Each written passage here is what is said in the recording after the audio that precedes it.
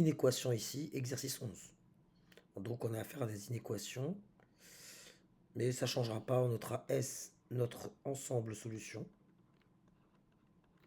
Donc, ensemble solution. Et derrière, on s'interrogera sur les conditions d'existence. Ici, entre autres,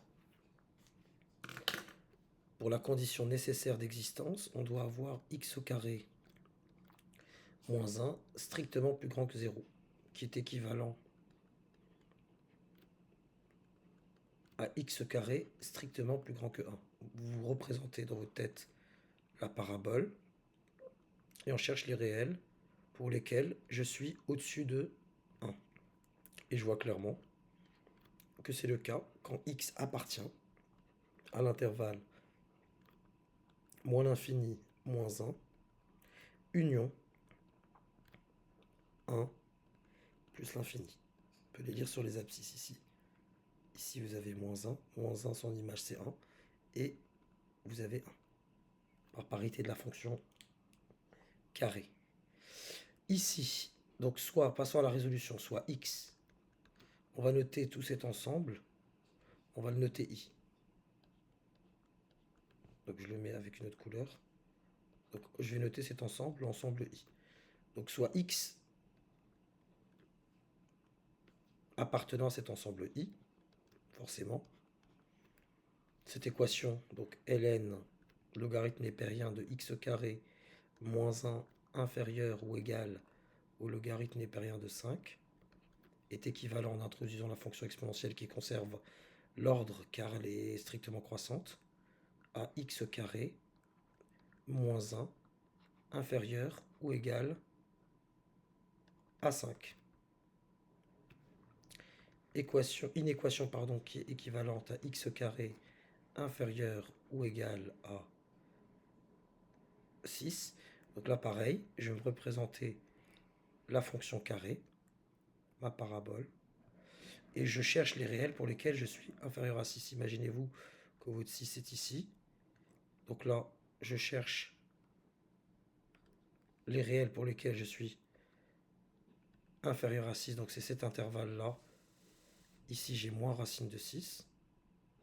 Ici, j'ai racine de 6. C'est cet intervalle-là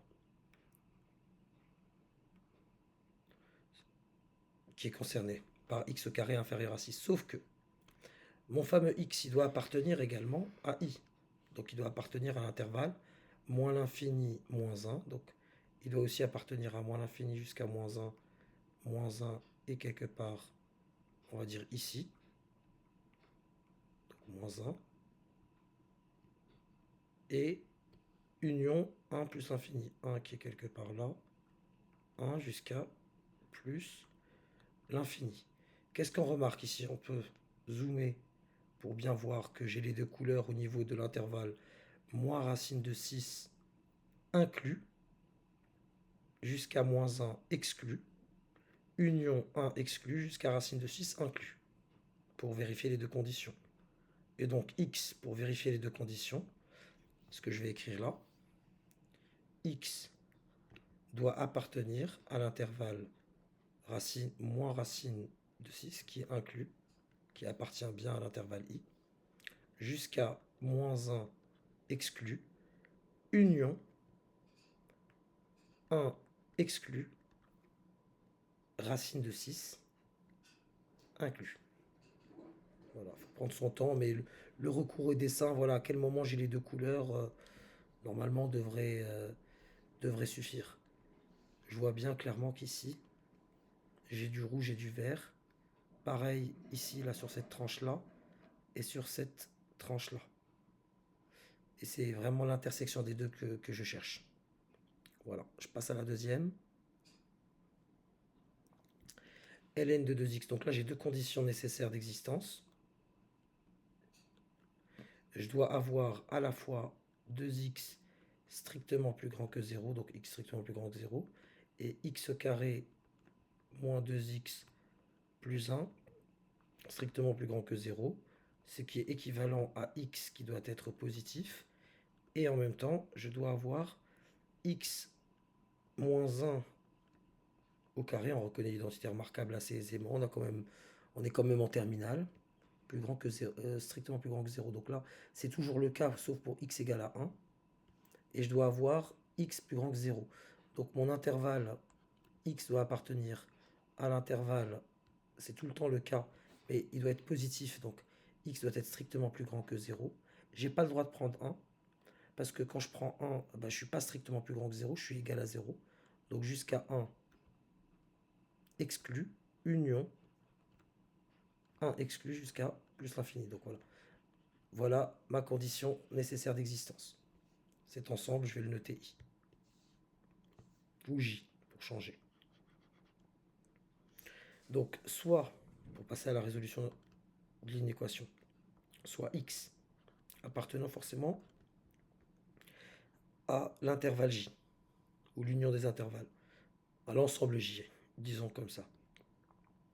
On a ln de 2x strictement plus grand que ln de x carré moins 2x plus 1, qui est équivalent en introduisant la fonction exponentielle à 2x strictement plus grand que x carré moins 2x plus 1, qui est équivalent encore à x carré moins x carré, pardon, moins 4, plus 4x moins 1 plus grand que 0, qui est équivalent à x carré moins 4x plus 1, qui est plus petit que 0.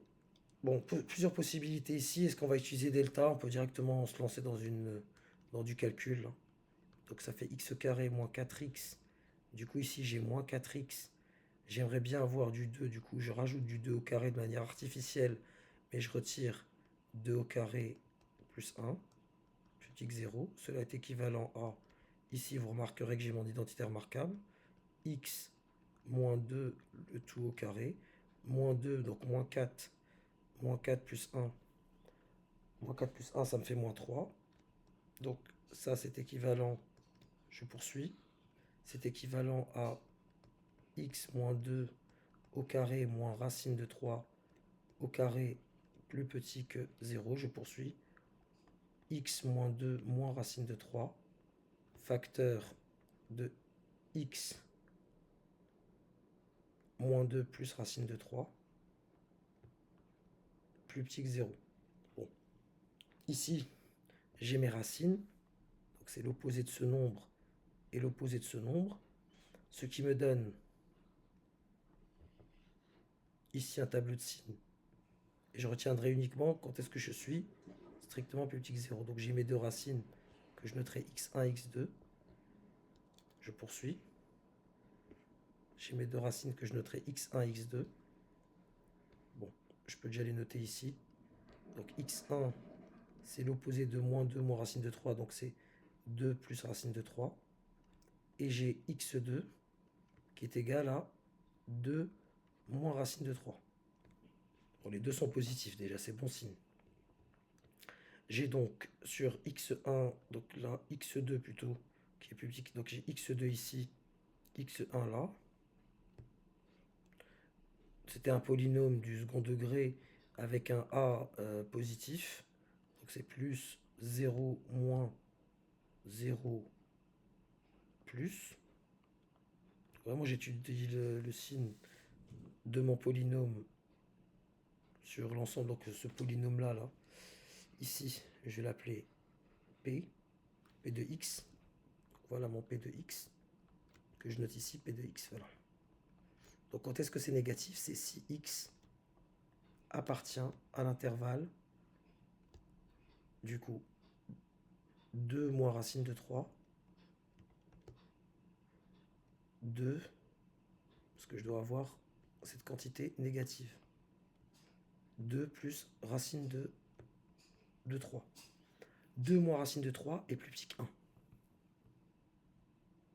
Et 2 plus racine de 3 est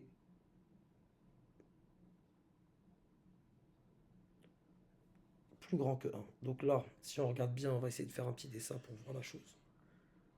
Donc déjà, sur mon ensemble d'existence, qu'est-ce que j'ai le droit de prendre? Le 1 est exclu. Vraiment, le 1, il y a une espèce une interdiction de prendre le 1. Donc je colorie la condition d'existence en rouge, l'ensemble J. Après, on me dit que cette quantité-là,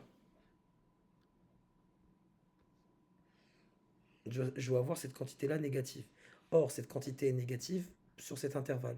Un élément qu'on appellera, ici on l'a appelé x2, qui est plus petit que 1, donc on a x2 quelque part ici, qui est exclu d'ailleurs. Donc c'est tous les nombres x2, jusqu'à une certaine quantité qu'on a appelée x1 qui est plus grande que 1, qui est exclu également. Et là, clairement, les deux couleurs apparaissent et mon ensemble de solutions est l'ensemble de x2, donc de 2 moins racine de 3 jusqu'à 1, exclu, union de 1 jusqu'à x1, qui est 2 plus racine de 3. Cet exercice, c'est aussi l'occasion de voir que x2 n'est pas nécessairement plus petit qu'x1. Voilà, il n'y a pas de règle à ce niveau-là.